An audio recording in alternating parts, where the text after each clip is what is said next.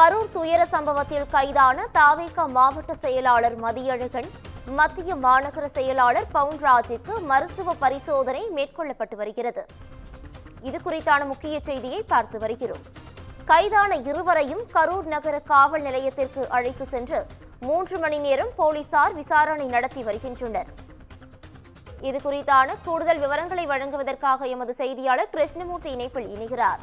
கிருஷ்ணமூர்த்தி வணக்கம். இது குறித்தான முழு விவரங்களை பதிவு பண்ணலாம்.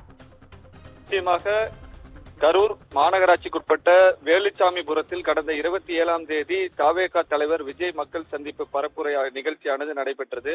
அப்பொழுது கூட்ட நெரிசலில் சிக்கி 100க்கும் மேற்பட்டோர் மூச்சு திணறல் ஏற்பட்டு மயங்கி விழுந்தனர்.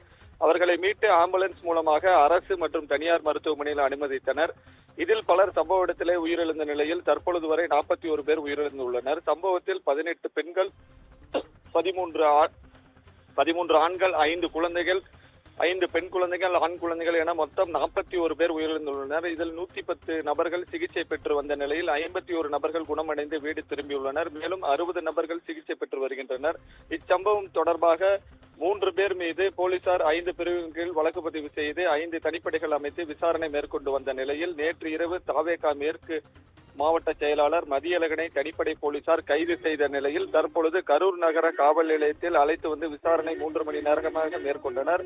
மேலும் இவ்வழக்கில் உள்ள முக்கியமான நிர்வாகிகளை காவல்துறையினர் கைது செய்ய வாய்ப்புள்ளதாக தகவல் வெளியாகியுள்ளது.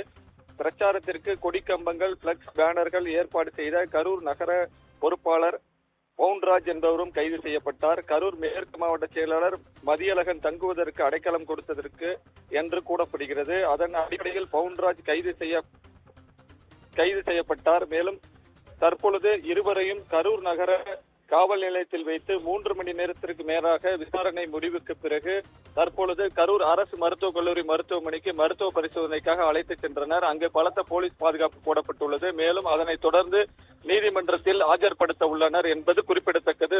பவித்ரா, கூடுதல் விவரங்களுக்கு நன்றி கிருஷ்ணமூர்த்தி.